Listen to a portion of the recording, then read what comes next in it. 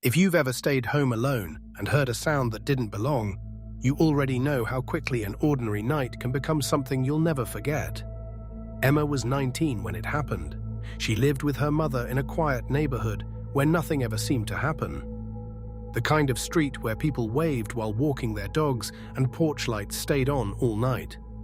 Her mum worked overnight shifts at a hospital twice a week. Emma actually liked those nights. She'd order takeout, watch old crime documentaries, and fall asleep on the couch before midnight. That Thursday started exactly the same. At 8:17 p.m., her mother texted, "Love you, lock the doors." Emma replied with a thumbs-up emoji. She checked the front door, locked. Back door, locked. Windows, locked. Everything looked fine. She settled onto the couch with a blanket and started a movie. Around 9:30, it began raining, not a storm, just enough to tap against the windows, the kind of soft rain that makes a house feel smaller. She barely noticed the first sound, a single knock, not on the front door, somewhere outside, maybe the fence, maybe a tree branch. She muted the television. Nothing. After a few seconds, she laughed at herself and turned the volume back on. Then it happened again. 3 slow taps, this time from the back of the house. Emma stood up. She wasn't scared yet, just curious. She walked through the kitchen and looked through the glass door leading to the backyard. Nothing. The yard light illuminated wet grass, an old swing, and the wooden privacy fence. No movement. She shrugged. Probably an animal. She locked the handle again anyway. As she turned away, her phone buzzed. Her mum. "Everything okay?" Emma smiled. "Yeah, just heard something outside." Her mother answered almost immediately. "Don't go outside." Emma rolled her eyes. "I won't." She returned to the couch. 5 minutes later, the power flickered. The television shut off. The lights blinked once. Then everything came back. Her Wi-Fi, however, didn't. She picked up her phone. No internet, no signal either. 1 bar, then none. That was strange. Their neighborhood almost never lost service. She decided she'd just go to bed early. As she climbed the stairs, another sound echoed through the house. A metallic click. Downstairs. Like someone trying a doorknob. Emma froze. Silence. She listened carefully. Nothing. Her heart started beating faster. She told herself she was imagining it. Still, she quietly walked back downstairs. Every light in the house suddenly felt too bright. She checked the front door. Locked. Deadbolt still engaged. She checked the back door. Locked. She let out a breath. Then she noticed something. The kitchen window above the sink. It was open, only about 2 inches. She was certain she'd locked it earlier. She slid it shut. Locked it. As she turned around, tap, tap, tap. 3 knocks, this time from the other side of the glass. Emma's entire body went cold. She spun back toward the window. Nobody. Only darkness beyond the rain. She stepped backward. Whoever made that sound had been standing directly outside the window. She grabbed her phone. Still no signal. She tried calling anyway. Nothing. The call failed instantly. She remembered the landline. Her mother insisted on keeping one. Emma rushed toward the hallway. The phone sat on its charging base. She picked it up.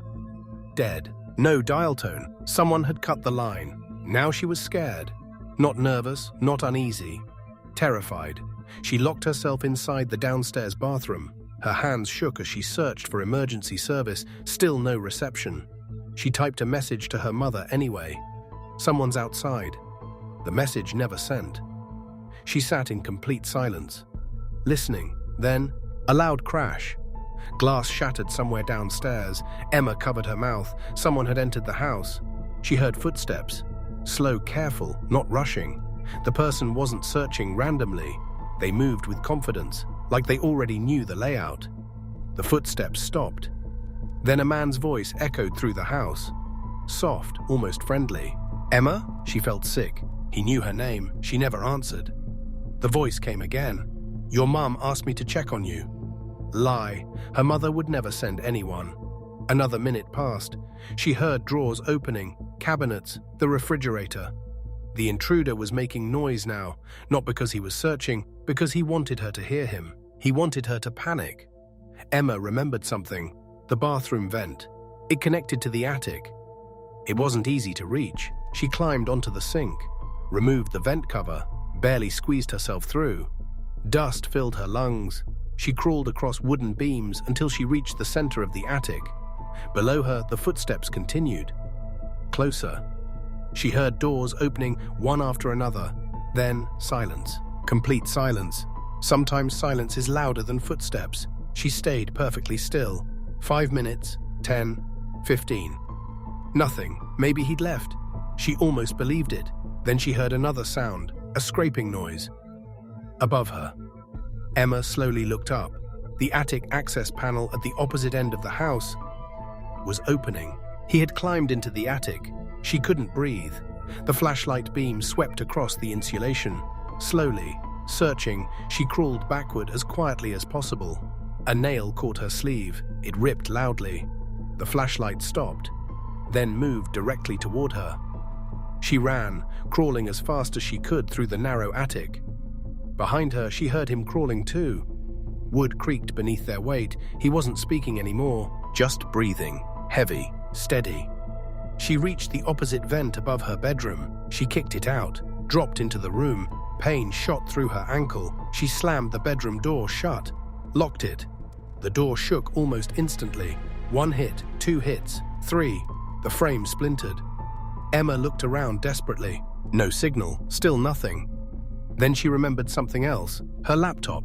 Sometimes it connected through nearby emergency networks. She opened it, powered it on. It took forever. The bedroom door cracked again.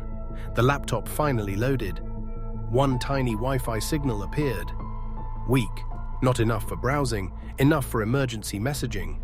She opened the emergency chat feature, typed only 5 words. Man inside my house, help, location sent, connection lost. She didn't know if it worked. The bedroom door exploded inward.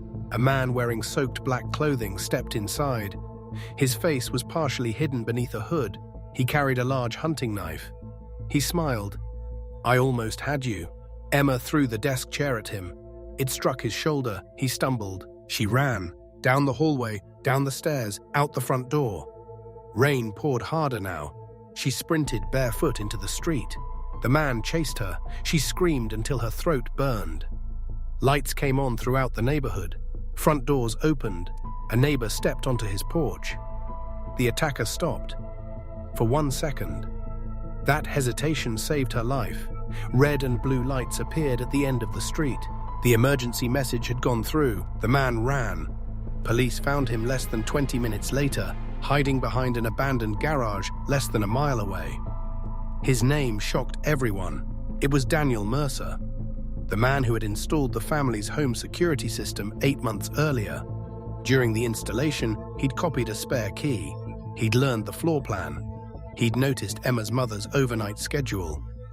He'd disabled the phone line before entering. He even carried a portable signal jammer, explaining why Emma's phone lost service. Investigators later discovered something even darker. Emma wasn't his first target. Inside his vehicle, detectives found notebooks detailing routines, addresses, and photographs of several women living alone. 2 unsolved murders in neighboring counties were eventually linked to him through DNA evidence. Both victims had experienced mysterious power flickers and dead phone lines before they disappeared. Emma survived because she refused to leave her hiding place too early, because she remembered the attic, because one weak emergency connection managed to send a message before the signal disappeared. Years later, she admitted the hardest part wasn't recovering from the attack. It was living with ordinary sounds again. Rain against a window, a knock at the back door, the creak of an old house settling after midnight. Things most people never notice, until the night they finally do.